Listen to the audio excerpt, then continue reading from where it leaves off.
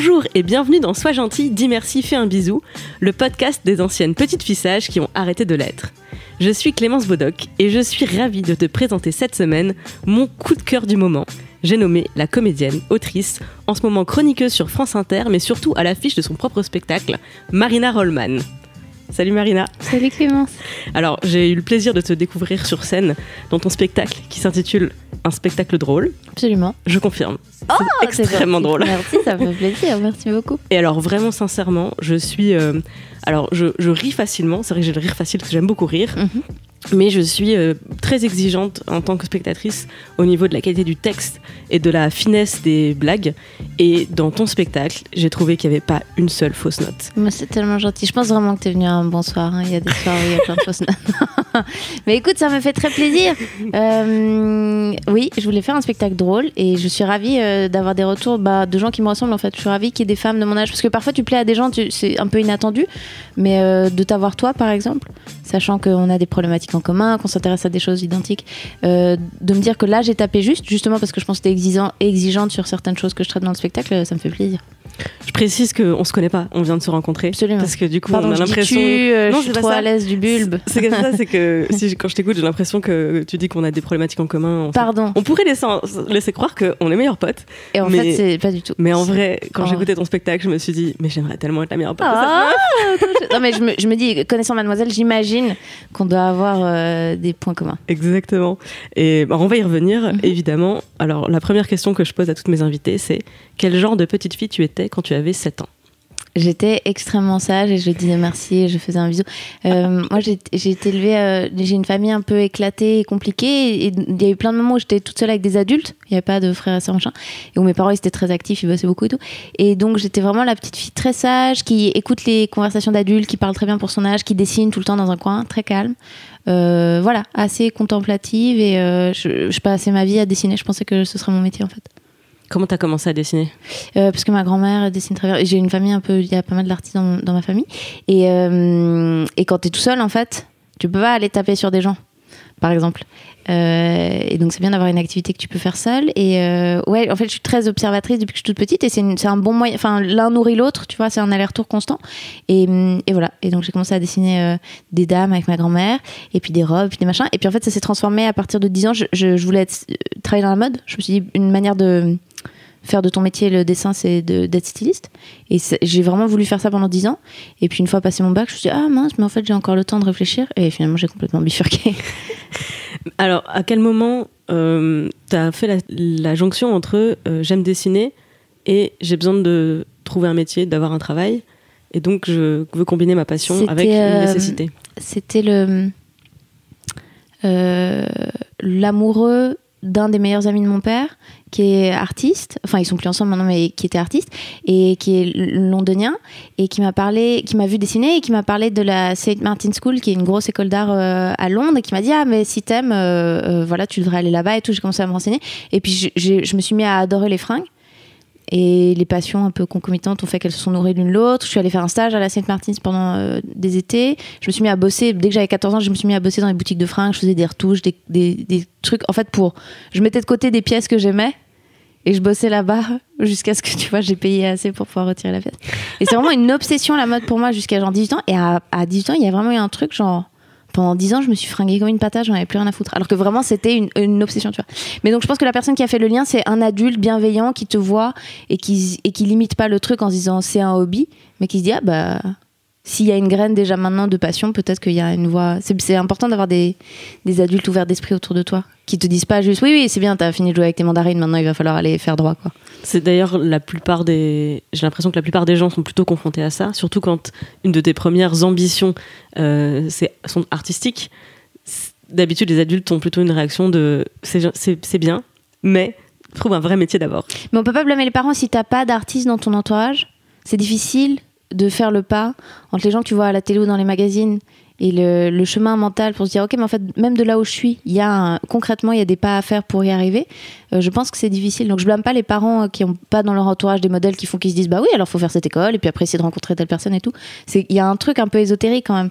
Quand, je sais pas, tu viens d'une petite ville, tu vois Paris, tu vois des gens à la télé, tu vois des gens qui font des spectacles, c'est très difficile d'imaginer, je trouve, le chemin qui mène à ça. Et c'est très rassurant quand tout à coup tu rencontres des gens qui disent non, mais t'es pas obligé de vivre dans un appart en soupente et d'avoir la syphilis pour être inspiré. Tu vois, je veux dire, concrètement, ça se cadre un métier créatif, quoi. Ça m'a rassurée aussi un peu plus tard, vers la vingtaine, d'habiter à Paris et de commencer à rencontrer des gens créatifs. Et en fait, ils avaient des horaires de bureau. Enfin, tu vois, c'était pas une vie si effrayante que ça, quoi. Oui, il n'y a pas besoin de se droguer pour avoir de l'inspiration. C'est ça, ouais, complètement. Faire des choses. Ouais. Est-ce que tu te souviens de la première fois que tu as exprimé aux adultes, justement aux autres, une ambition professionnelle? Et je parle, tu sais, de la première fois que tu dis quand je serai grande, je serai. Ah ouais. C'était quoi? Je crois que j'avais des trucs un peu bizarres, genre on peut plus vraiment dire ça aujourd'hui, mais je crois que je voulais être genre avocate le jour et travailler au McDonald's la nuit ou un truc comme ça, parce que je voulais des frites. C'est original. Je crois qu'il y avait aussi un truc avec la lune et McDonald's. Enfin, il y avait toujours un peu une espèce de... J'étais toujours dans un bimétier pour répondre à mes deux passions, qui étaient manifestement le McDonald's et autre chose. Et assez vite, le dessin, c'est venu, en fait. Vraiment, très tôt, j'ai dit que je voulais dessiner des dames et je savais pas ce que ça voulait dire. Enfin, tu vois, je me disais peut-être que j'allais faire du dessin animé ou un truc. Et voilà. Donc, la mode, c'est venu assez vite. Mais avant ça, il y a eu un truc McDo et tout. Et je sais qu'il y a eu un truc que j'ai en commun avec la fille de la copine actuelle de mon papa, la compagne de mon papa, qui était que j'avais un truc avec les péages. J'ai une petite phase où les péages, c'était un truc qui m'intéressait un peu, quoi. Les péages d'autoroute? Ouais. Je sais pas, t'as ta petite maison, t'es indépendante. T'as ta petite télé. Je pensais pas forcément au fait que tu respirais genre l'équivalent de 150 000 6 tonnes par jour en CO2. Mais ouais. Donc, mais tôt, c'est venu vers 5-6 ans, je pense. Un mélange entre McDo, le dessin, les péages, un truc un peu... Déjà, j'étais un peu slasheuse, tu vois, il y a un truc comme ça. Je sens que j'ai énormément rire pendant ce podcast. Ah là là, j'allais m'excuser, mais je suis pas du tout désolée. Non, c'est bien, c'est bien. Si j'étais neurologue, ça serait bizarre, mais là, en l'occurrence, ça m'arrange. Donc du coup, c'est vers 18 ans que tu changes complètement de voie. C'est ma mère qui a foutu la merde, en fait. Elle m'a dit, tu sais que t'es sur une espèce de rail depuis 10 ans, mais tu sais que t'as encore le temps de te poser la question. Et là, j'ai fait wow!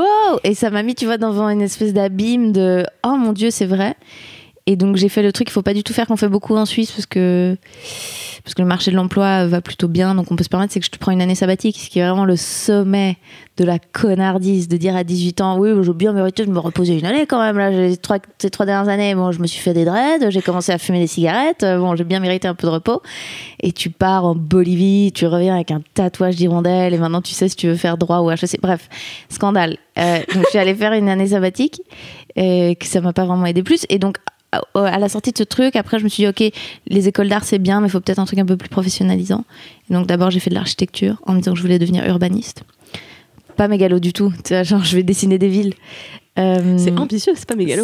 Ouais, je pense qu'il y a un peu de mégalomanie chez les architectes, les gens comme ça. Mais tranquillou, hein, tu vois, en petite lunette et tout, il le crie pas sur toi, mais et j'ai commencé archi, j'ai fait 14 secondes dans l'architecture. Et ensuite, je suis retournée à un amour que j'avais au collège et au lycée, qui était les lettres classiques. Je suis retournée à la Sorbonne, j'ai fait des lettres classiques pendant 2 ans. Et tout ça n'était pas du tout pour moi. Je n'aime pas les études. J'aimerais aimer les études. J'aime le monde académique. Je trouve ça magnifique. J'aimerais être cette personne qui peut faire 10 ans sur une thèse sur je sais pas quoi. Et je supporte pas ça. Parce que c'est trop lointain, quoi. Le fait qu'on te dise alors dans 3 ans t'as fini ce truc qui te permettra de commencer un autre truc qui va durer lui-même 2 ans et du coup peut-être dans 5 ans tu pourras penser à ce que tu vas faire dans la vie, ça me paralyse. Ça manque de concret. Ah ouais, à fond. Mais j'aimerais bien avoir cette patience là. Donc après les lettres, Après les lettres, j'ai bossé en fait depuis longtemps. Depuis que j'ai genre 17 ans, je bosse en écrivant. J'ai fait, je sais pas, j'ai bossé pour des magazines lifestyle un peu pourris. J'ai fait de la conception rédaction publicitaire. Mon père, il est là-dedans. Et donc, j'avais un peu des plans là-dedans. Et donc, j'écris depuis longtemps. Et c'était ton job alimentaire? Ouais, voilà, je faisais des trucs à côté. Et donc, j'écrivais depuis longtemps de manière professionnelle. Et quand j'ai terminé ce truc de lettres classiques, enfin, quand j'ai arrêté, je me suis redirigée un peu là-dedans. C'est-à-dire, je faisais un peu de la pub. En même temps, je bossais pour des boîtes de prod cinéma à Paris. Je me cherchais un peu. Et en parallèle, j'étais un peu tombée amoureuse du stand-up et j'avais fait un essai qui s'était très mal passé. Parce que c'est toujours de la merde la première fois, sauf que moi c'était dans le cadre d'un concours professionnel, donc c'était genre que devant des pros et trucs. Et donc j'avais arrêté. C'est super dur. Alors c'est vraiment super dur de faire ça. C'est vraiment naze, c'est une très mauvaise idée. Ouais, je sais pas pourquoi je fais ça. sais vraiment pas pourquoi j'ai fait ça. Et donc j'étais dans cette phase où je me dis mais j'ai envie de faire ça, mais j'ose pas, ça s'est trop mal passé et tout. Et donc j'écrivais un peu, j'avais plein de petits boulots à gauche à droite, je me suis un peu... Et puis au bout d'un moment, j'accumule tous ces boulots, je sais pas ce que je fais et tout. Et je finis par rentrer en Suisse et je me mets à bosser. Je bosse 6 mois pour mon père dans sa boîte de pub. Et là non plus, ça ne va pas. Et je finis par rejoindre des amis qui ouvrent le premier food truck de burger à Genève. C'était donc il y a 6 ans. Et je suis leur première employée. Et je me dis, tu trouves un boulot alimentaire, comme ça te libère l'esprit. Si tu veux faire des choses créatives à côté, écrire du scénario, écrire des blagues et tout, tu n'as pas passé déjà ta journée, 8 heures par jour, à écrire des choses que tu n'aimais pas. Parce que ça te vide un peu la plume. Et donc j'ai fait ça. Et très vite, je suis allée faire des scènes. Et puis tout s'est enchaîné. Et ça, c'était il y a 6 ans bientôt. Voilà, je sais pas quel était le début de cette question. J'ai l'impression que j'ai monologué un peu mon truc. J'essaye de comprendre comment tu passes de je veux faire des dessins de mode à je finis sur la scène. En gros, je crois que le truc c'était j'aime bien les choses créatives, je déteste les bureaux. Dans le diagramme de Venn de t'es un peu une flemmarde et t'es un peu marrante, qu'est-ce qui peut faire que tu t'échappes d'un bureau? Et au milieu de ça, il y a l'humour. Mais c'était un super réflexe en fait de choisir un job qui soit pas intellectuel, dans le sens où tu passes et à la fois ça foulait à la fois ça foulait, enfin c'est-à-dire quand tu annonces à tes parents que déjà ça fait 3 ans qu'ils essaient de te payer des formations universitaires et que tu fais de la merde, et qu'à 24 ans tu dis je sais ce que je vais faire, je vais aller vendre des burgers. Ils font un peu on se réjouit. On a dit qu'on la soutenait. On est content, ouais, c'est ça. Après une année sabbatique, 3 rentrées universitaires pour rien, enfin vraiment une bonne grosse connasse. Et ça a dû leur faire peur en plus. Et donc oui, je pense que c'est bien à des moments de ne pas forcément enquiller sur des jobs que t'aimes pas juste parce que c'est un peu corporate, ça te rassure. En même temps, je dis ça, je suis très privilégiée. Tu vois, en gros, quelqu'un qui n'aurait pas de filet de sécurité, qui a pas de parents qui peut les aider, qui a peut-être même un gamin un peu tôt et tout, c'est difficile de dire vas-y, plaque ton job et puis va faire des frites au McDo. Parce qu'en vrai, c'est une espèce de récit un peu mensonger. J'ai l'impression qu'on fait beaucoup autour des auto-entrepreneurs, des startups, où ça commence toujours par genre, et là, j'ai tout plaqué. Non, t'as rien tout plaqué du tout. T'es blanc, t'es bourgeois. Au pire, t'aurais vécu chez tes parents, t'as rien plaqué du tout. T'es allé faire un truc que t'avais envie de faire parce que tu pouvais, tu vois. Et donc voilà. C'est vrai, mais ça n'enlève pas la prise de risque. En fait, dans toutes ces histoires. C'est pas des vrais risques, je pense. Je suis pas d'accord. Enfin, ça dépend. Les risques qui sont différents selon les personnes, c'est-à-dire que oui, quelqu'un qui n'a pas de filet de sécurité, il prend un risque économique extrêmement fort. Ouais. En même temps, si t'as pas de filet de sécurité, t'as appris à vivre avec ce risque économique toute ta vie, finalement. Donc je dis pas que c'est plus simple ou que c'est moins grave, etc. Ouais. C'est juste, t'as vécu avec ce risque. Quelqu'un qui a toute sa vie vécu avec un filet de sécurité, finalement, le plus gros risque, il est personnel, tu vois, il est artistique, on peut dire ça. Je suis pas pour hiérarchiser les risques en disant c'est plus facile pour les uns ou pour les autres. Je pense que objectivement, si tu commences à dire qui c'est qui prend le plus de risques, ouais, bien sûr, celui qui risque de finir à la rue, il prend plus de risques que celle qui va s'égratigner l'ego en ratant un casting. Ok. Mais quand t'es la personne qui se présente au casting, t'as pas l'impression que tu prends un risque moindre ou que tu risques moins, que tu es en train de passer une étape moindre par rapport à celui qui hypothèque sa maison. J'étais libérée de questions de... Tu vois, j'avais pas de gosse, par exemple. J'ai toujours pas d'enfant. Mais ça, c'est des choses... Il y a des trucs un peu concrets qui je pense... te font réévaluer ces choses à une autre lumière. Mais donc non, moi c'était... Mais en plus, je viens d'un milieu où ils étaient très cool, mes parents, avec ça. Tu vois, il y a des gens vraiment... L'idée de mettre un métier créatif sur la table, c'est inaudible. Moi, j'avais des gens très supportifs. Est-ce que c'est un anglicisme, supportif ? Ouais. Des gens très... qui m'ont apporté beaucoup de soutien. Qui m'ont apporté beaucoup de soutien. Des gens très en soutien. J'avais vraiment plein de soutien-gorge autour de moi et c'est des gens sur lesquels j'ai pu compter. C'est vrai que j'ai fait moi-même beaucoup d'anglicisme car j'ai fait une année sabbatique avant le bac. Bravo. Avant le bac, c'est-à-dire que t'as fait une césure au milieu du lycée ou avant de rentrer au lycée ? Au milieu du lycée, entre la première et la terminale. J'ai fait un an d'échange au Pourquoi ? lycée. L'opportunité s'est présentée. Et surtout, je viens d'un petit lycée de campagne, enfin je viens de la campagne en Moselle. Donc voilà. Et au bout d'un moment, cette opportunité se présente et j'ai vraiment réussi à convaincre mes parents en leur disant je vais revenir bilingue anglais. C'est charmant. Vous avez vraiment envie qu'en 2004 votre fille, elle soit bilingue anglais parce que bientôt, sinon, le chômage, tout ça. Et comme moi, je voulais au départ faire aussi... j'étais partie pour des carrières artistiques. Moi, quand je serais grande, je voulais être écrivaine ou comédienne. Et mes parents ont fait... éducation nationale et puis cadre dans une entreprise toute sa vie la même. Bien Mes sûr. parents ont fait d'abord un vrai métier. Donc si tu veux, j'ai retourné l'argument à 17 ans en leur disant si vous voulez que j'ai un vrai métier, Il faut que je parle laissez-moi anglais. faire ça. Il faut que je parle anglais. Et t'es allée où? J'étais au Canada. Ouh, Au Canada où ça? anglophone du coup. Oui, bien sûr, où ça? Tu connais Avril Lavigne? Je connais Avril Lavigne, absolument. Dans sa ville natale, Oh, Napanee. Tu écoutes wow. la chanson My World, c'est sur Napanee. Et donc, Oh, j'ai vécu là. wow. Donc j'ai Chez toute Avril, cette quoi. discographie, j'ai toute cette Parce que je pensais qu'elle avait vraiment disparu de la surface de la Terre et récemment, j'ai appris qu'en fait, il y avait... Non, pas du tout, je confonds. Il y a un nouveau clip qui est sorti de Carly Rae Jepsen, donc la meuf qui est Call Me Maybe, qui elle n'est pas décédée directement après ce tube, alors qu'on pensait tous que Carly Rae était dans un jardin quelque part. et en fait, pas du tout. Mais Avril, en revanche, elle est en méga retraite. Non, mais très elle a longtemps. eu la maladie de Lyme. Ah merde. Et c'est pour ça ça fait longtemps qu'elle avait disparu de la circulation. Et elle l'a soignée? Et d'ailleurs, sa chanson de retour, c'est I'm je Lyme free. je sors la tête de l'eau. Ah, charmé. Et bon, c'est une métaphore pour toute son. Ah, c'est vachement bien. Et elle fait toujours du marqueur autour des yeux, comme ça. Bien sûr. C'est trop bien. Je dois Avril Lavigne. Ne me déconcentre pas. Pardon. Pardon, je peux dire un truc qui me fait penser à Avril Lavigne. En venant là, j'ai vu ce truc que j'aime beaucoup. C'est assez rare, hein. Je pense que personne ne va comprendre ce que je veux dire, mais je suis tombée sur une petite dame, une vieille dame. Tu sens qu'elle a acheté une de ses fringues, en l'occurrence là c'était les chaussures, dans un truc de grande distribution, genre la Halles aux chaussures, un truc comme ça. Et qu'en fait c'est un modèle qui est fait pour des jeunes, mais qui est juste assez casual pour qu'il soit un peu ambigu. Et donc tu trouves cette dame qui a genre une petite bottine noire en cuir et tout, qui pourrait être ok, mais sauf qu'il y a genre une grosse bandoulière avec des gros pics. Mais tu sens que cette dame un peu, elle a essayé, elle dit oh oui, pas mal ce petit talon. Et donc c'est vraiment une vieille dame qui est habillée tout normal, et il y a juste un bout de la tenue qui est très clairement fait pour un public beaucoup plus jeune qu'elle. Puis ça détonne un peu, mais elle se voit. Tu sais, c'est comme quand elles ont les cheveux mauves, t'as l'impression qu'elles remarquent pas tout à fait quoi. Et j'ai vu, et il y avait vraiment un truc, tu sais, comme les bracelets à pic que portait Avril Lavigne à l'époque, machin. Voilà, j'aime beaucoup ces petites dames qui ont des petits défauts. Vraiment très très observatrice. Je passe ma vie à faire ça, c'est un problème. Ça vient d'où? Ouais. Je te dis, je pense grandir beaucoup, enfin enfant unique, avec beaucoup mes grands-parents, et donc t'es plutôt dans des loisirs chill, contemplatifs. c'est pas genre MMA avec mamie. UFC dans le jardin. J'ai jamais mordu l'oreille de personne. Et donc, je pense que c'est ça. Ouais, je pense que c'est ça. Ma grand-mère, elle a vraiment un bon œil et tout. Elle peignait beaucoup. On regardait beaucoup de films ensemble. Machin. Je parle au passé, mais elle n'est pas décédée. Et en revanche, c'est un truc, j'y pense tous les soirs. J'ai tellement peur que mes grand-mères décèdent. Voilà, donc l'observation. Pardon, je t'ai déraillé. Et est-ce que quand tu observes les gens, tu fais aussi des histoires? Mais c'est ça mon grand problème dans la vie. En fait, c'est pour ça qu'un jour j'aimerais bien écrire des romans. Je crois parce que j'ai un problème avec le fait d'imaginer la vie des gens. C'est pour ça que j'ai une énorme obsession sur les fenêtres et les balcons. C'est-à-dire que n'importe où je me balade, particulièrement la nuit, tu sais, tu devines, tu te dis que derrière chaque lumière un peu dorée, il y a une existence, il y a tout un truc. C'est un vrai problème.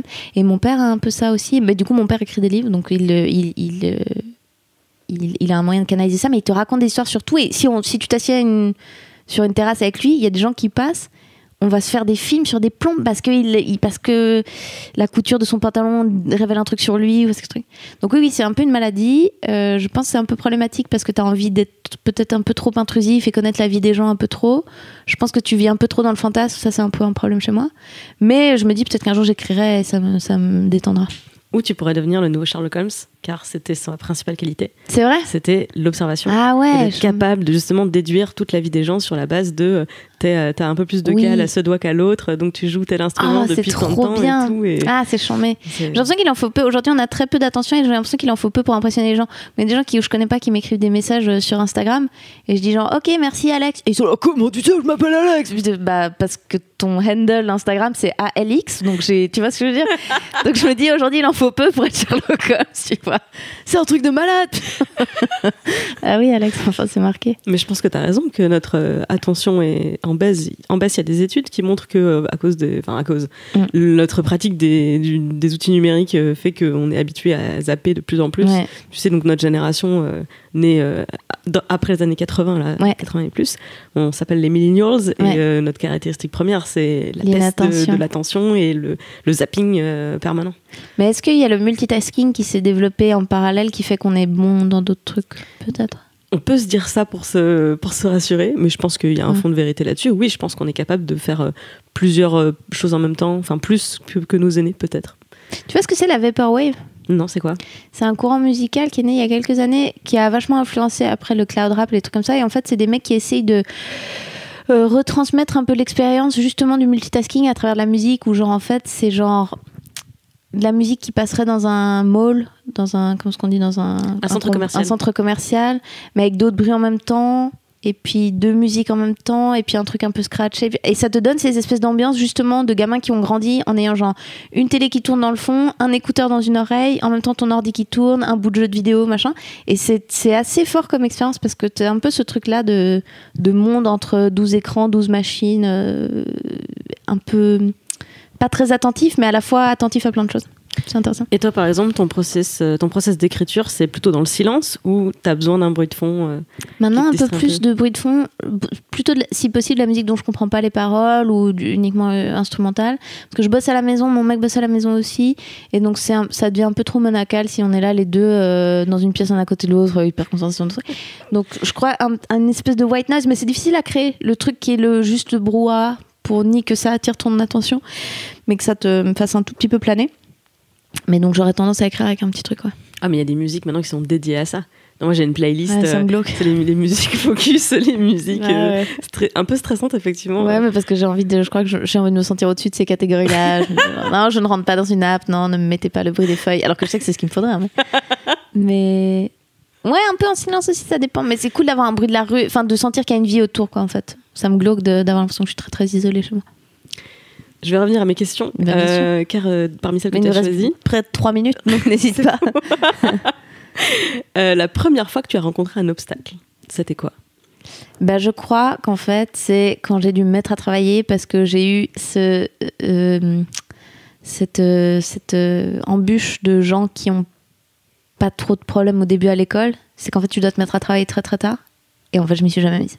Et là, tel que tu me vois, j'ai 30 ans et je me suis toujours pas mise à travailler. C'est vraiment un problème. Et donc moi, ça a commencé début du lycée. Là, je fais une traduction en direct. C'est très difficile ce que je suis en train de faire.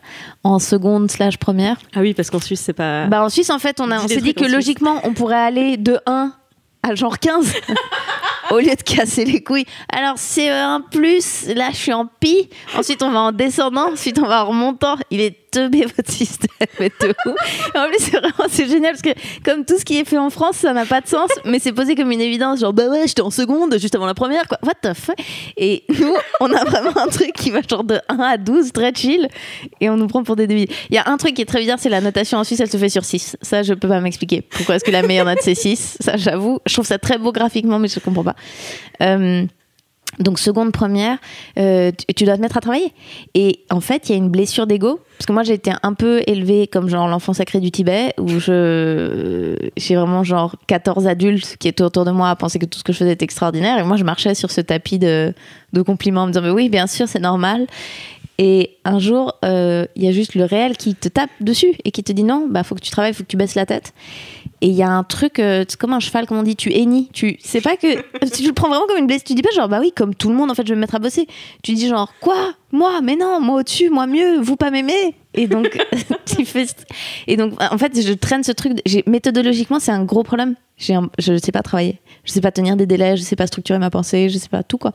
Et donc, ce premier gros obstacle, il est arrivé à 15 ans. Et voilà, il me suit depuis. Donc, j'espère que si un jour j'ai des gamins, je vais faire des teubés. On va devoir leur mettre des répétiteurs dès qu'ils ont 4 ans. Ils savent pas attacher leurs chaussures tout seuls. Mais comme ça, ils seront. Enfin, il y a un truc d'humilité. En tennis, c'est, je crois, Lleyton Hewitt versus Roger Federer. Il y a des gens doués qui volent un peu. Et il y a des gens besogneux. Et je fais pas partie de la catégorie des seconds. Et je le regrette un peu. J'ai pas d'éthique de travail, du coup. Mais par exemple, en ce moment, tu fais une chronique sur France Inter. Ouais. T'as pas le choix. Ta chronique, elle doit être prête au moment où tu passes à la radio. Ah, mais fini ne veut pas dire bien. Tes chroniques, elles sont vraiment très très bien. Je les écoute toutes les semaines, donc je sais. Ouais. Mais ce que je veux dire, c'est que j'aimerais bien avoir une méthodologie sereine, c'est-à-dire le finir avec un temps où je me dis, ok, là, je sais pas, disons, je me laisse une demi-journée d'avance, si j'avais envie de repasser dessus, je pourrais, tu vois, tous ces trucs-là. Et là, moi, j'ai toujours l'impression que je remplis ce qu'on me demande, mais à l'arrache, et je suis presque un peu vexée qu'on me fixe des délais. Enfin, c'est naze, j'ai un rapport très conflictuel au travail qui me fatigue. D'ailleurs, j'ai très envie de retourner chez le psy, là, depuis quelques temps, juste pour aller reparler de ces trucs-là. Alors, vu que tu as ce problème-là, ouais. Comment tu as réussi à écrire tout un spectacle ? Mais il n'est pas écrit ce spectacle, c'est ça que tu comprends pas, Clémence, c'est que demain j'ai rendez-vous pour la première fois de ma vie avec un metteur en scène et j'ai pas de texte à lui montrer. Mais parce que je l'ai bossé par petits bouts comme ça, mais tu sais, tu prends des notes et tout. À part ça, c'est assez commun en vrai dans le stand-up. Il y a beaucoup de gens qui travaillent comme ça, c'est-à-dire qu'on a des bouts d'idées, t'as des notes, tu le travailles à l'oral, puis au bout d'un moment, en fait, ce bloc, disons, de 6 minutes, tu le connais tant et si bien que tu n'as pas besoin de passer par un traitement de texte. Il y a pas mal de gens qui bossent à l'oral en fait en vrai. Et là le problème c'est que moi, il va falloir que je le fixe à un moment donné pour qu'il y ait des gens qui puissent mettre le nez dessus et me dire ah bah tu devrais mettre cette partie là ou là. Mais ouais. Donc il est fait ce spectacle parce que j'ai juste collecté des bouts de trucs que j'aimais bien et que je faisais sur scène, nanana. Mais voilà. Non, mais c'est un problème. S'il faut que ça pour t'aider, je reviens te voir, je t'enregistre et je retranscris ton spectacle. J'en ai parlé aujourd'hui à des amis. Je déjeunais avec des gens drôles et j'ai dit putain, faut que j'écrive mon spectacle pour demain parce que j'ai rendez-vous avec Benjamin. Ils m'ont dit mais il n'y a pas une stagiaire qui peut faire ça. Et après ils m'ont parlé d'un gars qui est venu, qui était interviewé à la radio, qui a écrit son bouquin en, tu sais, avec des logiciels de dictation, de dictée, de dictance. Et je me suis dit mais c'est vrai, je pourrais faire ça parce que moi je m'enregistre tous les soirs et donc je pourrais faire ça, je pourrais essayer de me faire dicter mon truc. Oui, non mais il faut que je le fasse, hein, mais c'est parce que la vérité c'est qu'il y a une névrose derrière, c'est que l'écrire c'est le fixer. Or moi constamment je me dis non il est pas encore à la hauteur, il est pas fini, il pourrait être mieux, ce qui est toujours une excuse. Aussi ne pas travailler c'est aussi rester en potentialité, c'est que dans ta tête tu te dis ouais c'était pas incroyable, franchement je vais pas donner ce que j'avais. Et moi j'ai un peu ce problème, c'est que je finis tout pas vraiment, ou je rentre trop tard, ou je me laisse pas le temps de bien relire machin. C'est une manière aussi de dire franchement le jour où je veux vraiment, vous allez pas comprendre ce qui va vous arriver et tellement ce sera bien. Et en vrai c'est une excuse. Non mais c'est très névrotique tout ça, hein. J'ai pas un rapport sain au travail. Tu connais la différence entre la peur de l'échec et la peur de la réussite? Mais il y a la scientologie quelque part. Non, c'est pas comme ça qu'ils te recrutent. You're afraid of success. Vas-y. La peur de l'échec, c'est que tu essayes pas, tu fais pas les choses. Ouais. Et la peur de la réussite, c'est que tu fais les choses, mais pas jusqu'au bout. Mais t'arrives pas à finir. Mais tu sais qu'on m'a toujours parlé de cette peur de la réussite et franchement, ça va, je crois. Je me vois assez bien au top. Je crois que je suis vraiment juste une énorme feignasse en vrai. Parce que vraiment très fréquemment dans ma douche, je répète des speeches de quand je dois accepter un Oscar, etc. Très régulièrement dans ma douche, je me vois sur un canapé de Late Show avec Stephen Colbert ou Seth Meyers. Je suis toujours extrêmement spirituelle. Donc je crois pas que c'est la réussite en vrai. Je crois que je suis une méga feignasse. Et qu'en vrai, je pensais que ne pas travailler dans des bureaux, c'était peut-être éviter ça. Et en vrai, la comédie, il faut travailler beaucoup, quoi. Mais toi, tu crois vraiment à ce truc de peur du succès? Alors oui, parce que c'est le truc dont moi je souffre. Mais comment ça veut dire quoi? On fait quoi parce qu'on a peur de quoi quand on a peur du succès? C'est une bonne question, ouais. Parce que si j'avais la réponse, j'aurais fini d'écrire mon roman. Ouais. Tu crois pas que c'est qu'on a peur de voir nos limites? Je crois que finir, c'est surtout te dire je pouvais pas faire mieux en fait. Moi, je trouve que c'est ça je crois dont j'ai peur. Je pense que il y a de ça, et il y a aussi un côté. J'ai l'idée de ce que je peux produire. J'ai l'idée de, par exemple, pour moi c'est un roman, pour toi c'est un spectacle. Tu vois, j'ai l'idée de sa version idéale, ouais. Et en la faisant, j'ai l'impression que c'est trop loin en fait, que je vais pas arriver à la version idéale, et qu'en vrai du coup, je serais pas satisfaite de la version intermédiaire, du mieux que je puisse faire en vérité. Ça sera pas ce que je veux faire dans l'idéal. Ouais. Et donc, à quoi bon? Mais c'est pour ça que je sais pas si c'est de la peur du succès qu'on a. J'ai l'impression que c'est la peur du réel, il me semble plutôt. Ah non, tu vois ce que je veux dire? C'est de voir l'écart entre ton idéal platonicien de roman ou de je sais pas quoi et ce que tu vas produire en vrai, quoi. Est-ce que tu dirais que t'es perfectionniste ou exigeante? Je suis mégalo. Pourquoi? Mais si j'étais perfectionniste, tu finis un truc, tu le remets sur les chevaux sans cesse, etc. Mégalo, je pense que c'est plutôt ça, c'est que je projette un truc idéal, je me dis oh là là, mais ça a l'air fatigant d'aller jusque-là. Et du coup, je m'y mets 1 heure avant, je fais oh, c'est fini, tiens. Et les gens disent mais c'était pas mal. Je dis ouais, j'aurais pu faire mieux, tu sais, la prochaine fois. Et tu gardes cet écart tout le temps, machin. Mais vraiment, il faut que je retourne chez un médecin parce que j'aimerais bien régler ça me fait chier. J'aimerais bien régler ça et des problèmes de colère que j'ai aussi, mais ça c'est un problème. Des problèmes de colère? Non, je sais pas, je trouve hyper contrôle fric dans la vie privée, ça m'énerve. En fait, je vois un peu ma grand-mère et ma mère, et je vois comment elles sont casse-couilles. Et je me dis, je sens que je suis déjà un peu sur cette pente, de pas laisser vivre les gens autour de moi, et faut pas trop que je le fasse. Voilà, c'est 2 raisons pour lesquelles je me retourne chez un psy. Alors à propos de régler des problèmes, oui. La première fois que quelqu'un t'a fait gagner du temps dans la vie, alors vie perso ou la carrière selon... Et ben je pense que c'est un copain que j'ai eu un amoureux que j'ai eu qui était un peu cette deuxième claque, sur la même vague que le lycée qui te vient dans la tête et qui tout à coup exige de toi que tu travailles. C'est un peu la première personne qui m'a fait rencontrer un rapport au monde qui était pas genre... qui incluait que le fait de dire non, de poser des distances, d'avoir des limites, de pas accéder au monde de mes désirs, c'était pas un je t'aime pas, c'était juste un en fait c'est le monde, c'est normal. Et moi je pense que j'ai vécu jusque-là dans un cocon familial très émotif, hyper affectif, hyper dans les je t'aime, la démonstration et tout, mais l'envers de ça, parce que c'est un modèle dont on parle beaucoup aujourd'hui, il faut dire quoi, c'est comme qu'on les aime, mais l'envers de ça c'est que tout est drama, c'est-à-dire dès qu'on te dit pas je t'aime, tu dis mais ça va pas en fait. Tu dis mais non en fait parce que je travaille chez Paul et je dois juste vous vendre une torsade de chocolat, je peux pas vous dire autre chose. Et t'acceptes pas, tu vois le non, la distance, les trucs comme ça quoi. Et je pense que ce copain, en fait, ça a été juste une première histoire d'amour avec quelqu'un qui était un peu plus dur que moi. Je pense que ça m'a vachement aidé. Je sais plus ce que c'était exactement. Ça m'a fait gagner du temps. Ouais, je pense que ça m'a fait gagner du temps parce que tu le fais tôt. Ça change ton rapport au monde. Tu comprends qu'il y a des gens en fait. Qui sont pas dans l'affect tout le temps, qui ont une saine dose d'autodiscipline et parfois un peu de dureté dans leur vie, mais qui est ok. Et je pense que ça m'a fait gagner du temps parce que si j'avais été avec une espèce de crème tout de suite, je pense que j'aurais pu rester sur le même modèle qui investit trop d'affect dans le monde pendant hyper longtemps. Et tout à coup, tu te prends une claque à 40 ans. Enfin, tu vois ce que je veux dire ? Oui. Donc je pense que c'était bien. C'était une histoire d'amour, je pense. Ouais. T'avais quel âge environ ? 20 ans. Est-ce que t'as lu ta fiche Wikipédia ?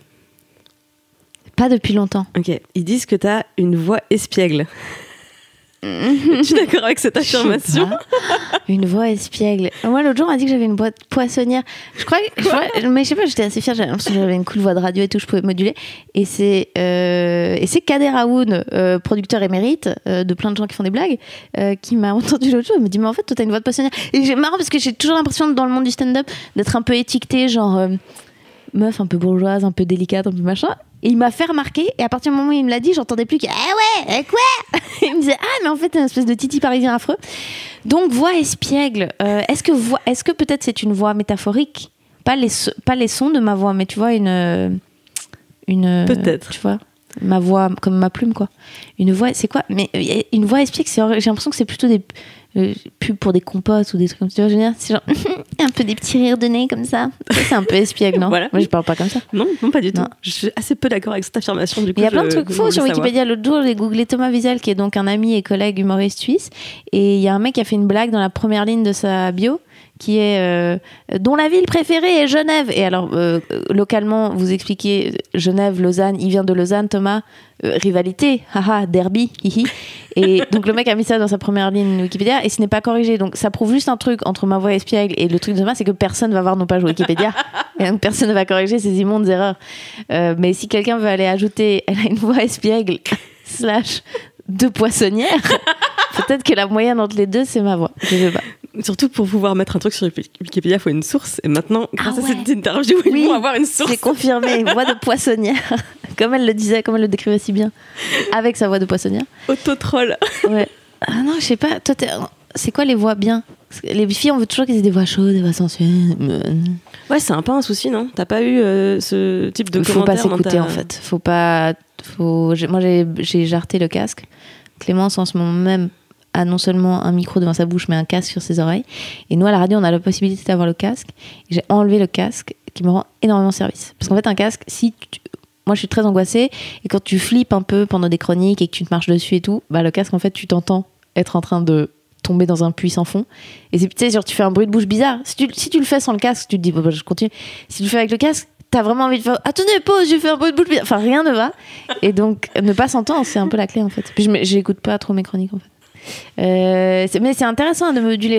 Ça fait des années que j'aimerais trop doubler un dessin animé un jour. Oh oui. Mais parce que je fais souvent des petits bruits. Je fais souvent des voix, quand je parle à demi, je fais souvent des pou pa pou pa. Et alors quel type de personnage je sais pas. J'aimerais faire des trucs bizarres. Big Mouth. T'as regardé ce truc sur Netflix sur la puberté? Oh, je l'ai pas regardé, mais j'en ai entendu beaucoup de bien. Là, c'est vraiment super. Là, il y a plein de voix très drôles. C'est Nick Kroll qui fait beaucoup des voix qui sont vraiment super. Rick and Morty, il y a des voix formidables. Je sais pas, j'aimerais bien faire des voix de petits personnages un peu fous. Tu devrais faire une wishlist. Oui, ça, les gens c'est vrai. envoient et on dit oui, cette fille devrait absolument faire sa voix. En fait, il y a une humoriste que j'aime beaucoup qui a un peu fait mon éducation à l'humour, c'est une anglophone qui s'appelle Maria Bamford, c'est une américaine, et elle est spécialiste des voix. Tant et si bien que si vous parlez anglais, il faut pas aller la voir en vidéo, il faut juste écouter les albums, parce qu'elle module tellement qu'en fait t'as vraiment 6 personnages dans les oreilles et c'est impressionnant quand t'as vraiment l'impression d'avoir plusieurs personnes. Et elle est folle et elle fait du doublage dingue. Après, à part ça, elle est littéralement folle, elle est vraiment bipolaire type 2 je crois. Et c'est intéressant, elle en parle beaucoup, elle parle beaucoup de maladies mentales, c'est super. Voilà. Et c'est qui tes autres inspirations dans le stand-up? C'est beaucoup des anglophones, hein. C'est Jerry Seinfeld qui m'a donné envie d'en faire. J'aime beaucoup Maria Bamford, Sarah Silverman. Oui, l'aime d'amour. Ouais, puis ils sont deep, ils sont très beaux ces derniers spectacles. Parce que pendant longtemps, elle a été un peu iconoclaste. C'était juste genre, et maintenant, des blagues pédophiles sur les nazis. Et tu vois, c'était hyper drôle, mais c'était un peu gratuit. Et je trouve que là, depuis 3-4 spectacles, il y a un truc de maturité où elle est d'accord de nous montrer qu'en fait, elle est hyper soft et poétique et lyrique et très douce et belle et machin. Et ouais, c'est vraiment bien.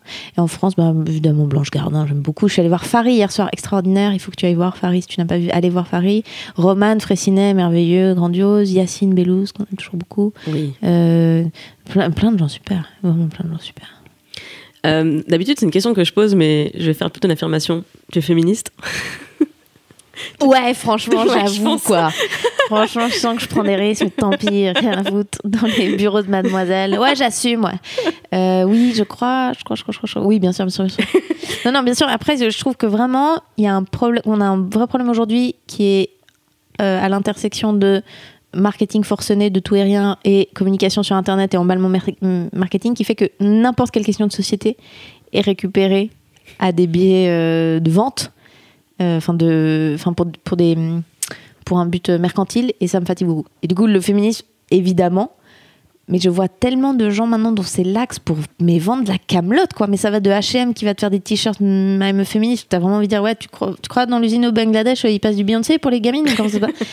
Et tu vois, ça, le véganisme, c'est toutes des questions, évidemment, je suis à fond, mais j'ai l'impression que ça devient des bises pour des gens, et ça met ça met un peu malade. Mais oui, évidemment, bien sûr. Oui, c'est-à-dire que le féminisme n'échappe pas à toutes les tendances qu'il y a pu avoir et il y a toute une... Mais c'est comme le greenwashing, c'est comme le pinkwashing, c'est ça. Le feminist washing, ouais. c'est exactement ça. Oui, c'est vrai que tu as un excellent sketch sur les véganes. Ah, mais merci. Tu sais que je suis végane. Ah, bravo, super. Je vous le dis, je la vois en vrai, elle est pleine de protéines, elle a très bonne mine. Mais alors j'ai beaucoup aimé ce sketch comme tout ton spectacle, parce qu'il y a toujours cette double dimension dans la vanne où en fait tu te moques de personne. Et en même temps, il y a cette ironie, il y a parfois un peu de sarcasme, etc., qui égratigne. Tout le monde s'en fait mal, en fait. Oh, mais c'est gentil, merci. Vraiment, je crois que ça, effectivement, c'est le but. Je suis un peu un petit oiseau sensible. Et post-Trump, post-Le Pen, pas loin, post tout ça, j'ai vraiment eu l'impression que, en fait, on ne peut pas juste rester dans son coin et dire « Eh, nous, entre nous, on a raison, et ceux d'en face, c'est vraiment des nuls. » Et vraiment, j'espère que tout le monde peut venir voir un spectacle et qu'on peut tous se mettre d'accord et qu'on s'y en parle la main à la fin et tout. Genre récemment, j'ai reçu un message trop chou d'un mec sur Facebook. Petit gars, polo, plus pull sur les épaules, vraiment la gueule de... Voilà. Je sais pas, Versailles, j'en sais rien, manif pour tout, j'en sais rien. Et il m'a envoyé juste, voilà, je veux vous dire, je suis de droite, catholique, je suis vraiment pas votre public, mais j'ai beaucoup aimé votre spectacle. Et ça m'a fait vraiment plaisir parce que, en fait, je pense vraiment ça devient très compliqué cette idée de aliéner la moitié d'un pays et dire toi on te parle plus et à la prochaine élection vous avez tort, et à la prochaine élection voilà. J'espère que c'est mon camp qui gagne, comme ça pendant 5 ans toi t'es frustré et après on rechange. Ça me fatigue de fou, donc je suis contente si tu dis ça. Du coup peut-être ça donne un truc un peu tiédasse, mais non, mais je pense que c'est important vraiment de trouver l'humanité commune, quoi. Genre viens, on peut se moquer, et si toi tu continues à choisir de faire ça, c'est ok, mais viens, on parle un peu mais des trucs très universels et humains au fond, de genre, j'en parlais à midi avec des potes. Avoir peur, tu peux le poser de deux côtés. Les gens de gauche ont peur des nazis, et les nazis ont peur des noirs, tu vois. Et il y a un peu un truc de... viens, si on parle de la peur en général, peut-être qu'on peut tous rire et dire genre, oh, c'est vrai que c'était pas très justifié. Pas qu'il faut absolument tous accueillir un nazi à la maison, mais tu vois, je veux dire, il y a un truc un peu comme ça. c'est vraiment loin d'être tiédasse. En fait, cool. Pour moi, c'est un spectacle comme le tien, il remplit parfaitement le rôle de ce que j'appelle le bouffon du roi à l'époque. C'était le seul qui pouvait dire la vérité à la cour, c'était le seul qui pouvait dire les pires horreurs aux dominants, aux riches, aux puissants, sans risquer de perdre la tête. Et donc, c'était d'autant plus nécessaire que ce rôle existe. Et moi, j'ai eu une grosse peur ces dernières années.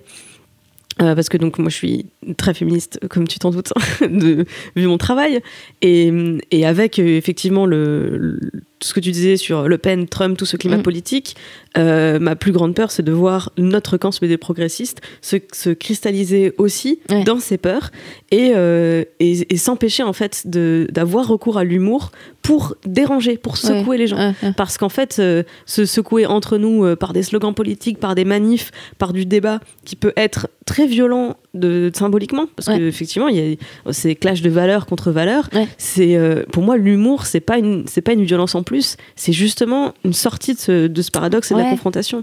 Mais je pense qu'il faut en tout cas pas constamment attaquer des gens qui sont pas dans la salle. Typiquement, si on est entre gens de gauche, peut-être c'est intéressant de se moquer aussi un peu de nous. Enfin, tu vois, j'ai un peu ce problème parce qu'il n'y a pas vraiment de risque en vrai, tu vois. Enfin, moi, mon spectacle, par exemple, je sais qui je peux déranger ou alors...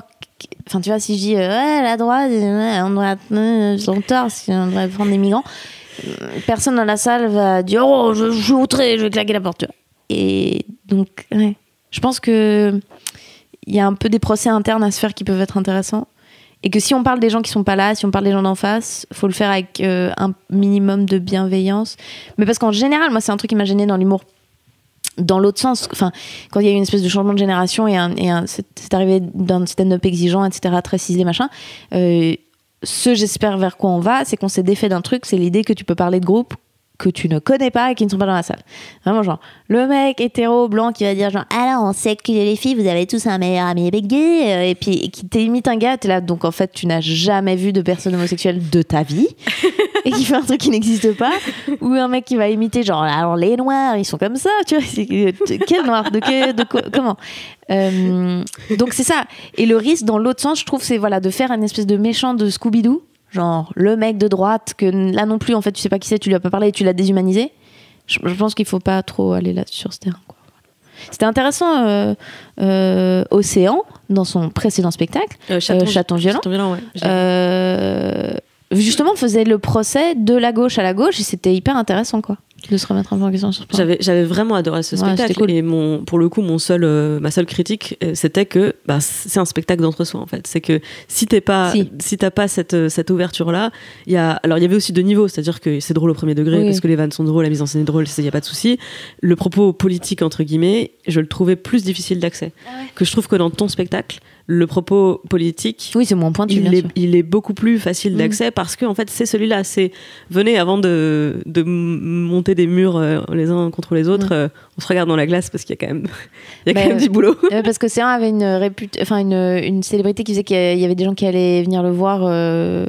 À qui moi je suis dans un truc d'entre-deux là en France où je creuse un peu mon trou et donc je fais aussi des dates de tournée et tout et je peux pas arriver avec mes gros sabots genre à Béthune et dire genre alors je vais vous expliquer la vie parce que moi je dois faire un spectacle qui peut être parisien mais qui peut être ailleurs et où faut pas avoir de problème à ce que je tombe dans une salle où l'échiquier politique il est de l'autre côté, tu vois. Surtout que dans certaines régions de France, selon la carte électorale, tu peux savoir où tu mets les pieds. Tu vois, je vais à Aix-en-Provence, c'est des gens plus âgés, plutôt de droite, et il faut qu'on réussisse quand même à rigoler un peu tous ensemble. Surtout que donc t'es pas la première entre guillemets humoriste de France Inter que je vais voir sur scène, et vous avez tous le même truc de demander qui vient par France Inter. Et voilà, on sait encore une fois que les auditeurs de France Inter, c'est pas exactement la droite de la droite. Non, c'est ça, voilà, exactement. Mais faut faire gaffe à l'entre-soi, je pense. Est-ce qu'il y a eu un moment dans ta vie, dans ta carrière, où tu as eu envie de tout arrêter et de te barrer très loin? Tous les matins. Mais pourquoi? Mais non, mais c'est pas ma carrière qui a un problème, c'est moi qui suis une fenêtre. Et peut-être que ça... En fait, au début, j'essaie de régler ça. Peut-être ça fait partie de mon truc, en fait. Peut-être ça fait partie de cette part de fantasme qui un jour fait que peut-être, je sais pas, j'écrirai un livre ou un truc comme ça, mais qui est... J'aime bien m'inventer d'autres vies. Et peut-être que tout à coup, je fantasme pendant 3 semaines, genre, mais vas-y. On va vivre dans le Pays Basque. On ouvre une petite école de surf. Je sais pas faire de surf, mais on va y arriver. Et tu vois, tu l'abandonnes, mais c'est peut-être bien de passer par ces trucs-là. J'ai eu une période en particulier, c'était il y a 2 ans, j'ai arrêté l'humour pendant une année. J'ai fait une espèce de grande pause, je voulais devenir fleuriste, j'ai fait de la céramique, enfin j'ai vraiment fait une espèce de craquage, un peu de dame ménopausée. Et après j'y suis revenue parce que je me suis dit, quitte à faire un métier, autant que...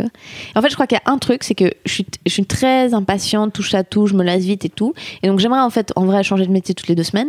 Mais la réalité, c'est que l'écriture, ça te permet de changer de métier toutes les 2 semaines. Parce qu'en vrai, tu peux t'intéresser à ce que tu veux. Et donc, peut-être qu'en fait, c'est le moins enfermant des carcans que j'ai choisi. S'il ne fallait choisir qu'une profession, faire un truc créatif, peut-être que c'est le mieux. Parce que si tu as envie de tout à coup, tu vas écrire tout un spectacle sur les imprimés du Rajasthan, si tu as envie de te plonger là-dessus, de faire de la recherche là-dessus, tu peux. Et donc, c'est pas mal. Mais ouais, j'ai un peu envie de changer tout le temps. Mais je te dis, c'est peut-être bien. En fait, ça crée juste une curiosité de sur quoi je vais écrire la prochaine fois, à quoi je vais m'intéresser et tout. Mais j'ai envie d'arrêter tout ça. Vous avez pas ça? Vous avez pas envie de changer de vie toutes les semaines? Pas toutes les semaines, ouais. Mais c'est vrai que j'ai ce côté, je ferai pas la même chose toute ma vie. Ouais.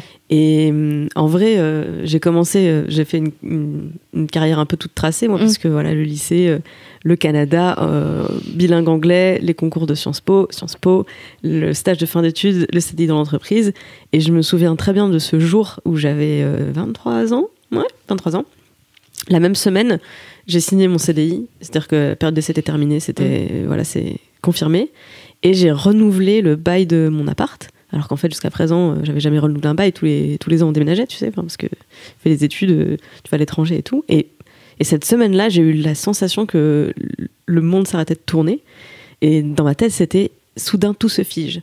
Comme si j'étais arrivée à, pas le dernier niveau de la vie, parce qu'il me restait l'emprunt immobilier, l'achat du logement, le mari, les enfants et le labrador, mais on n'était pas loin du boss de fin, quoi.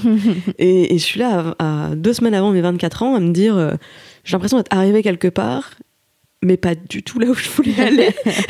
C'est un mensonge. Du coup, qu'est-ce qu'on fait?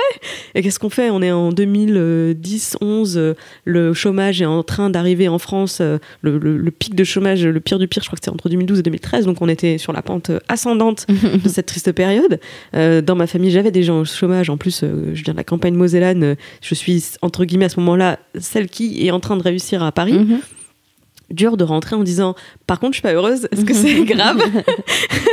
Et oui, c'était grave, mais je le savais pas et je savais pas que j'avais le droit de, et t'as tout lâché? De le dire. Alors pas du tout, évidemment pas du tout. Je me suis accrochée et j'ai fait c'est la vie, c'est comme ça, c'est pas drôle et c'est normal, bravo. Je pense. Et 2 ans plus tard, j'ai fait un burn-out. Voilà, il est là le petit burn-out. Ok. Je suis vachement admirative de... C'est comme ça que je suis arrivée chez Mademoiselle, en fait, parce que j'avais découvert le site, j'écrivais un petit peu pour le site. Et du coup, là, je plaque tout, effectivement. Et je suis à 2 mois de retourner vivre chez mes parents parce que bientôt, il n'y a plus d'argent sur le compte. Ouais. Et je suis venue travailler ici. Donc là, on passe à la phase tatouage, cheveux bleus, crise existentielle, parents qui s'inquiètent et qui se demandent... oui, effectivement, à 26 ans, du coup, je reviens pigiste au SMIC pour un magazine qui s'appelle Mademoiselle. Est-ce bien sérieux, vu qu'il y a beaucoup de roses et de bleus sur le site? Alors quoi, bon, Sciences Po, je visais la diplomatie, tu vois. Un peu de ça. Il y avait un jour, ma mère a écrit dans un mail est-ce qu'on devrait pas la soustraire à ce milieu parisien qui est en train de nous l'azimuter? C'est hyper bien. Se faire azimuter, c'est vachement bien. C'était un peu symptomatique de l'angoisse des parents qui veulent ton bien, veulent te voir réussir, mais qui veulent tellement que ce soit leur modèle de réussite. Ils ne voient pas que tu es en train d'avoir 3 ans plus tard, je suis en train de faire une interview avec Marina Rollman, moi je suis au top de ma vie, tu vois. Mais moi aussi, Clémence, moi aussi. Oh là là. Mais c'est marrant parce qu'après tes parents, moi justement, je suis dans ce truc un peu créatif et ils essayent encore de lancer des hameçons mais qui n'ont aucun sens. C'est-à-dire mais genre, alors je vais te donner son numéro parce qu'il y a le petit-fils de Thierry qui fait un stage chez AB1 et je crois qu'il serait intéressé à te rencontrer. Et t'as vraiment un truc genre, c'est pas un tuyau ça en fait, papa, ça me sert à rien, tu vois. Et ils te font des contacts un peu genre, non mais écoute, il travaille chez Télé 7 jours, ça peut t'avancer à quelque chose. Et c'est marrant parce que c'est chaud, mais c'est normal, c'est parce que si un jour on a des gosses, je pense aussi on aimerait bien pouvoir les aider, tu vois, avoir des trucs. Mais c'est dur d'avoir des tuyaux et des trucs, des machins. Je t'ai dit que je suis partie dans l'étranger. Donc j'avais 15 ans le jour où j'ai dit à mes parents je veux partir à l'étranger et ils m'ont autorisé à le faire. Avec le recul, je ne sais pas si je laisserais ma fille aînée de 15 ans qui du jour au lendemain vient me dire c'est ça que je veux faire, je ne sais pas si je la laisserais faire. Et ma grand-mère maternelle avait essayé de faire chanter ma mère en fait en lui donnant de l'argent pour pas qu'elle me laisse partir. Comme ça marchait pas, elle a fini par lui dire il va lui arriver quelque chose, elle va être violée, elle va mourir, ce sera de ta faute. On se fait pas plus violer au Canada, je crois, statistiquement. Surtout pas en 2003. Et du coup, ma mère m'a quand même laissé partir. Wow. Et elle m'avait jamais raconté ça. Elle me l'a raconté des années plus tard. Hyper chou. Et moi, je pense pas en fait que si ma mère me disait ça de ma fille, évidemment que ça me ferait flipper. Évidemment que je ferais ah mais je peux pas vivre avec cette culpabilité. Donc en fait, je m'invente un truc. Et non, tu ne partiras pas. Et alors que je sais que ça a changé ma vie et ça m'a permis d'être la personne que je suis devenue. Donc dur d'être parent quoi. J'ai beaucoup de critiques à faire à ma mère, mais j'ai surtout un immense respect je le ferais pas mieux, quoi. Parmi les questions que tu as choisies, il y avait le jour où je me suis fait peur.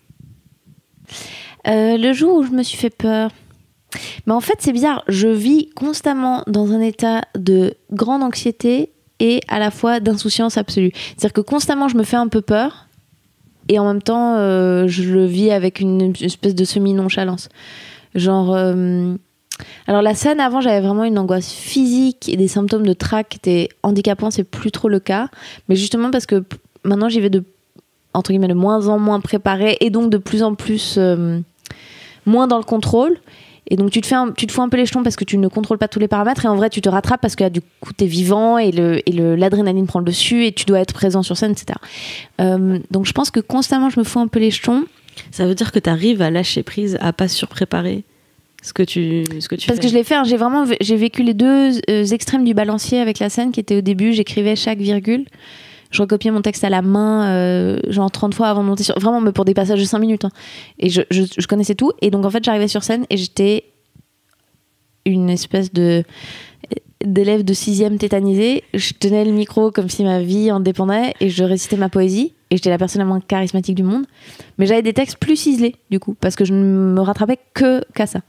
Et en fait, au bout d'un moment, je me suis dit, il faut faire le contraire. C'est pas possible, déjà, que ce soit douloureux comme ça de monter sur scène, et puis ensuite, de ne pas habiter, de pas être là, de juste... Voilà.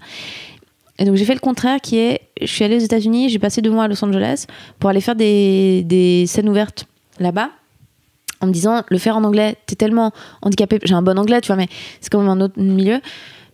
Tu vas devoir lâcher prise le jour où tu peux le faire un tout petit peu en anglais, ça veut dire qu'en français tu vas voler quoi. Et je suis allée le faire en anglais, effectivement c'était très difficile mais c'était super, j'aime beaucoup cette ville. Hein. Je suis revenue en Suisse, je devais faire mon heure là, pour la première fois de ma vie et j'ai moins préparé et ça s'est mieux passé parce que là je commençais à être un peu moi-même et donc je suis un peu maintenant partie sur cette traîne de j'écris un peu moins précisément. Je suis moins dans ce truc de écrire des vannes, mais plus tu es là, t'as une idée à défendre sur 5 minutes et tu sais où ça va. Parce qu'avant c'était vraiment une espèce d'accumulation de une ligne de blague quoi. Et là je suis vraiment dans le contraire qui est plutôt t'as des idées, t'essaies d'être là, t'essaies d'être présent, en fait tu sais où ça va et donc tu peux le défendre avec ton corps, avec ton esprit, avec ton machin. Et puis maintenant je pense que je devrais revenir un peu au milieu qui est à nouveau reciseler un peu plus. J'ai oublié d'être orfèvre depuis 1 an, 2. Je pense que ça me ferait du bien d'y revenir. Mais là où ça m'a libérée, c'est qu'en fait quand t'es dans le contrôle absolu, je pense qu'il y a aussi une question d'ego qui intervient qui est quand tu es dans le contrôle, c'est-à-dire que tu estimes que tu vas devoir délivrer une telle performance et tu te tiens à un tel standard qu'en fait, tu es presque trop prétentieux pour ce qui va t'arriver, tu vois. Il faut que tu acceptes qu'il y a un peu d'inconnu. À partir du moment où tu dis, bah, tu sais quoi, ça peut planter ou pas, mais j'ai confiance en moi, puis on y va, je pense que tu deviens meilleur parce qu'il faut être humain. Les gens sont pas intéressés à voir une espèce de saucisse qui sait pas se tenir et qui enchaîne les 13 blagues qu'elle avait notées. Les gens, ils ont envie de venir voir quelqu'un qui est marrant, avec des idées marrantes, mais il faut qu'il soit là, il faut qu'on discute, il faut qu'aussi, si quelqu'un tousse, tu puisses réagir, etc. Je suis pas une déesse de l'impro, mais ça me fait moins scier qu'il y a 4 ans, quoi. Donc ouais, maintenant j'y vais attends, là aussi ça fait 1 an que je fais plus ou moins le même spectacle qui évolue, mais je le fais au moins 2 fois par semaine si ce n'est plus, donc là aussi je l'ai un peu dans les pattes, mais même maintenant quand je teste des nouveaux trucs ça va mieux parce que j'ai plus cette accroche bizarre de si je perds un mot dans mon texte c'est foutu. Non, faut que t'aies l'air bien parce que c'est une question de meute et de qui est l'alpha dans cette histoire entre le public et toi, et il faut que t'aies l'air d'avoir confiance et qu'ils se mettent dans tes mains et qu'on se dise que on va passer une bonne soirée grâce à toi, et là après tu peux faire ce que tu veux, et si tu trébuches sur un mot c'est pas la fin du monde quoi. Mais alors je suis d'autant plus admirative parce que je trouve que l'écriture de ton spectacle, alors du coup je pensais qu'il était écrit, non, mais il est particulièrement bien réussi, parce que je trouve vraiment que il y a beaucoup de vannes à tiroir en fait, où je rigole un moment et en fait de la phrase suivante il y a encore une vanne, encore une vanne, etc. Et justement je trouve que les mots sont très bien trouvés, l'ordre dans lequel tu tournes tes phrases, etc. Enfin, moi j'aurais décrit ça comme la dentelle, l'orfèvrerie dans la façon dont je voyais ton texte. Donc, je pense qu'il peut être musclé vachement plus. Enfin, c'est vraiment. Mais vraiment c'est gentil, super. merci. Mais c'est gentil. Depuis tout à l'heure, tu dis que c'est gentil, mais je dis pas ça pour être non, gentil. Non, ça me fait plaisir. Vraiment. Pardon, merci, ça me fait plaisir. Mais ouais, après, c'est vraiment, je pense que tu peux devenir un peu écrivain, même si tu ne fais qu'un truc à l'oral, parce que ça fait tellement de fois que je le répète qu'au bout d'un moment, j'ai quand même la musique en tête. Je le réinvente pas chaque soir en arrivant avec 3 idées sur scène, hein, c'est le même. Mais c'est juste que je ne l'ai pas concrètement tapé à l'ordinateur. On arrive malheureusement vers la fin de cet entretien, car je pense que j'ai passé 3 heures de plus avec toi. Mais bon, on y aura d'autres occasions, je l'espère. C'est quoi le pire conseil qu'on t'ait donné dans la vie ?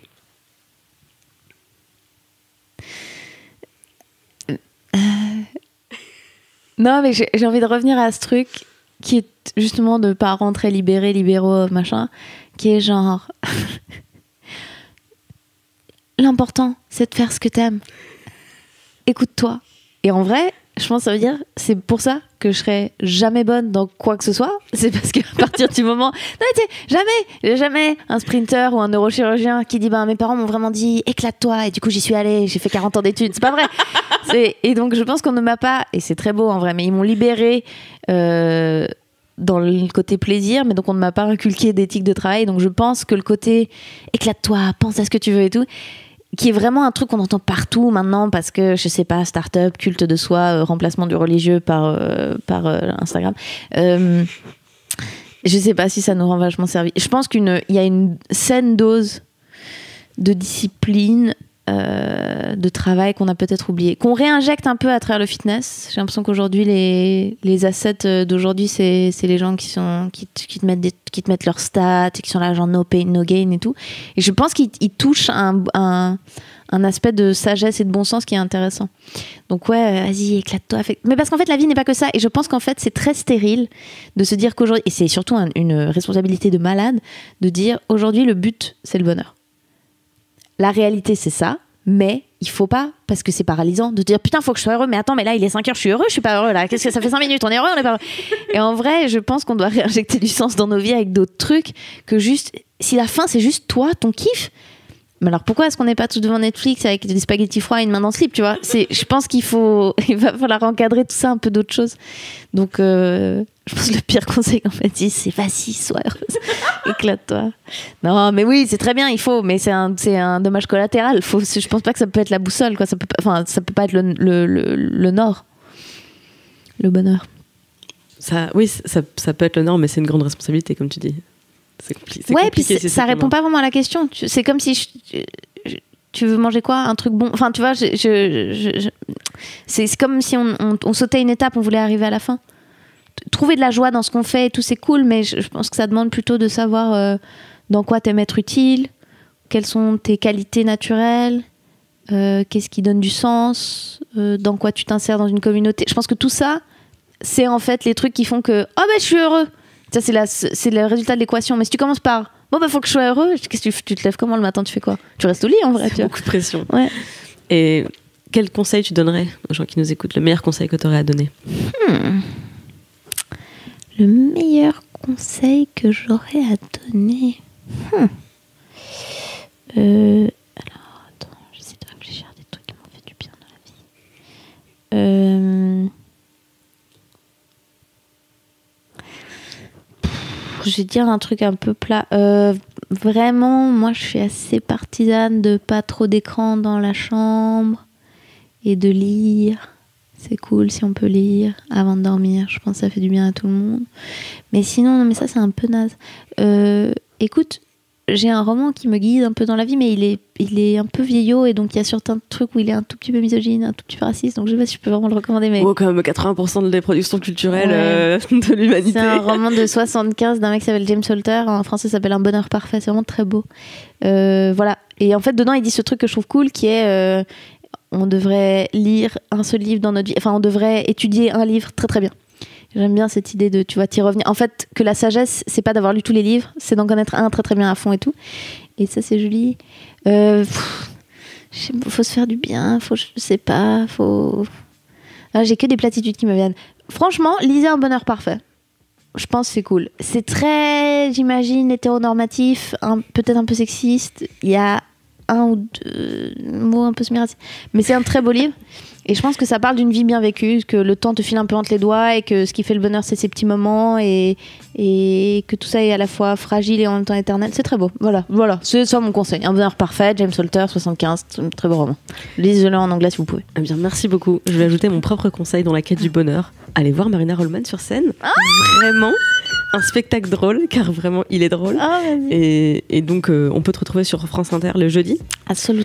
Et alors moi je regarde sur YouTube, donc je savais pas quel jour c'était diffusé, car quand il pop sur YouTube je suis là, yes, le nouveau Marina Rollman, très bien. Il y a les podcasts, il y a tout, les choses de la vie. Exactement, et c'est vraiment très drôle. J'aime beaucoup ta façon d'aborder l'actualité, toujours avec cette originalité et beaucoup de talent, vraiment. Merci. Donc j'ai hâte de suivre ta carrière. Merci. À très vite sur Mademoiselle, au théâtre. Et j'espère dans un doublage prochainement. Ah oui. J'espère. Oui. Je sais faire plein de voix. Je déteste les VF, mais j'irai te voir en VF. Ah oui, merci. Merci beaucoup. Merci beaucoup. Sois gentil, dis merci, fais un bisou. C'est fini pour aujourd'hui. Rendez-vous jeudi prochain pour un nouvel épisode et une nouvelle femme fantastique à découvrir sous un nouveau jour. Tu peux t'abonner sur ton appli de podcast, bien sûr, et ça m'aide énormément à faire connaître ce programme si tu en profites pour aller mettre 5 étoiles sur iTunes et un commentaire enthousiaste. Tu peux également faire découvrir ce podcast à tes amis par Deezer, Spotify, SoundCloud ou la chaîne YouTube dédiée, ou encore sur mademoiselle.com où les épisodes paraissent chaque jeudi. Ton soutien est précieux, alors merci sincèrement d'avoir écouté jusqu'au bout. Merci pour les commentaires et les étoiles. Le meilleur moyen d'aider ce podcast à grandir et d'aider Mademoiselle à grandir, c'est encore d'en parler autour de toi si ça te plaît. Merci beaucoup, à jeudi.